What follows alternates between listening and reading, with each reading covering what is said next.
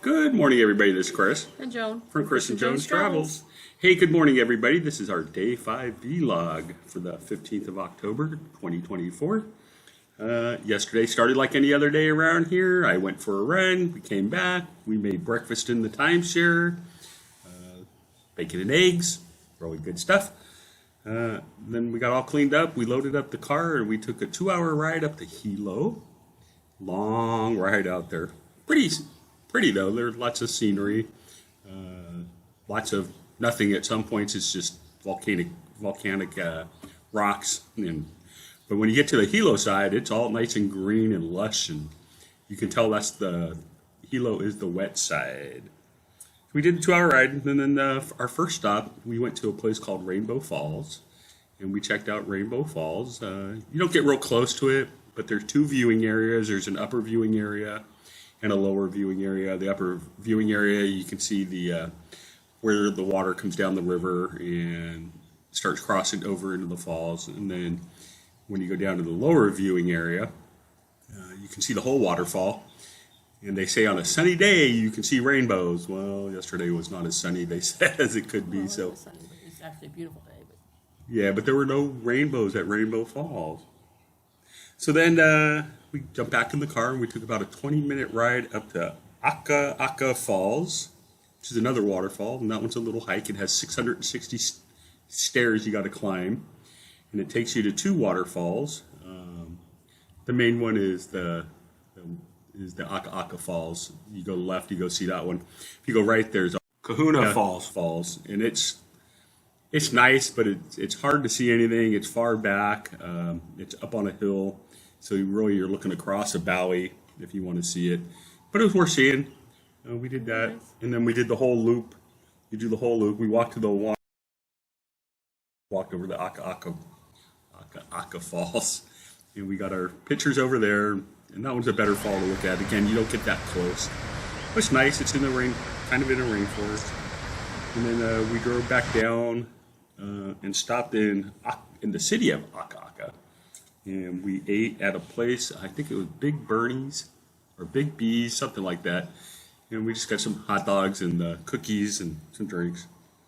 Then we jumped back in the car and we took about a 25-minute ride up into Hilo, main Hilo. We stopped at a vista point and we found the Kamehameha the Great statue. We actually went looking for that, and we got those pictures. And then we went to I don't know how to say this, in the Kaunana, Kauna caves, and we went and got some pictures inside those caves. Pretty dark, and of course we didn't bring a flashlight, so we could only do whatever our phones would let us do for light. And then we had noticed that the Mauna Kea, hopefully I'm saying that right, visitor center was on the way back to Kona off of Route 220. So we decided, hey, let's go look at the Telescope Visitor Center. So we drove over to the Telescope Visitor Center, got out, used the facilities, checked out the visitor center. It's kind of small. There's some shopping in there, and of course looked at all that stuff and read all the little signs, and we noticed they were letting people drive up to the top. And this was one of the few times we've actually had a four-wheel drive vehicle in Hawaii. And I asked, hey, you guys want to do this? And they were like, yeah, let's go do it. So we got some information. We found out all the rules, and so we had to wait 30 minutes there before we could start the ride up, because the top is up at 13,400 feet. So we had to wait 30 minutes to acclimate to wherever the visitor center is. But it's an 8-mile ride to the top. It starts off on concrete, and then it's volcanic. it started the other way.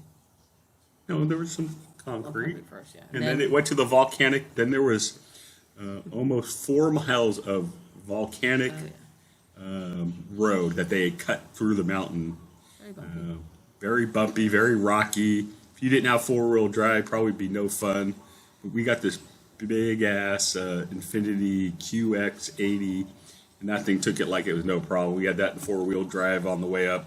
Went up no problem at all. And that took us about 30 minutes to get up to the top. And of course, somebody wasn't dressed appropriately. I just had a tank top and shorts on, and we got up to the top, and the wind is howling, and it might have been 40 degrees It was out. 42. My phone said 42. Yeah, it was very cold. I mean, I had a sweat jacket. Lori had a sweat. But we had shorts on. We weren't planning on doing this. Otherwise, we would have. Dressed appropriately. It was very cold. My hands were freezing while we were taking pictures. Very windy. But it was actually kind of cool. We got to the top. We found a place to park. And we got up there about 5:45. Sunset was at 6:07. And so we were there 15 minutes or so. And then we got to see the sun set through the cloud layer. Because there was a cloud deck probably at 10,000 feet. So you could see the sun go under the cloud deck. That was actually kind of cool. So we got some pictures of that. And we got some pictures of all the different telescopes that we could see up there. And we took some pictures of ourselves, of course, up there. And then they kick everybody out right after sunset. They kick you off the top of the summit. You can stay on the road, but we decided to get an early start, and we were like the second car going down. And it took us about 30 minutes to drive back down. You drive down in low gear, low 2, on your four-wheel drive. I've never driven a four-wheel drive until yesterday, not like that. So that was actually pretty cool. That took us 30.